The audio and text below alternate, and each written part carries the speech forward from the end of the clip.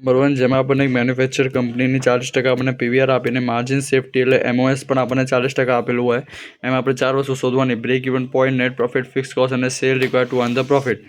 એમાં સૌથી પહેલાં એમઓએસ આપણે શોધવાનું. તે કેવી રીતે શોધવાનું? MOS upon actual cell into 100. જો એમઓએસ સટરી આપણને કેટલું આપ્યું છે, માર્જિન ઓફ સેફ્ટી એટલે નહીં, માર્જિન ઓફ સેફ્ટી જેટલી જે રેશિયો જે છે મેન્યુફેક્ચર એ 40%. તો 40% is equal two MOS upon actual cell. આપણે જોડે 1.5 કરોડ એટલે 1.5 ઇન્ટુ 100. હવે સીધું અહીંયાથી, કારણ કે જો 1.5 લીધા, જો 0 પર મૂક્યા હો તો 100 બધા કટ, તો 100 એ રીતે કટ થઈ જાય. એટલે 100 લીધા એટલે ડાયરેક્ટ અહીંયા ગુણાકાર કરશું. પછી એમઓએસ આ બંનેનું 1.5 ઇન્ટુ 40% એટલે 0.6. પછી હવે શોધવાનું, પછી એમાંથી આવે MOS is equal to actual minus B sale.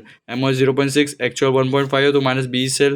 B sale is equal to 1.5 minus 0.6 0.9 આપણો આન્સર આવી જશે. પછી બીઈપી આજે પહેલાંનો છે. પછી બીઈપી શોધવા માટે ફિક્સ કોસ્ટ અપન પીવીઆર. તો બીઈપી કેટલો આપણને મળ્યું? 0.9. ફિક્સ કોસ્ટ ખબર નહીં, પીવીઆર 40%, તો 0.9 ગુણ્યા 40% એટલે આની ફિક્સ કોસ્ટ મળી જશે.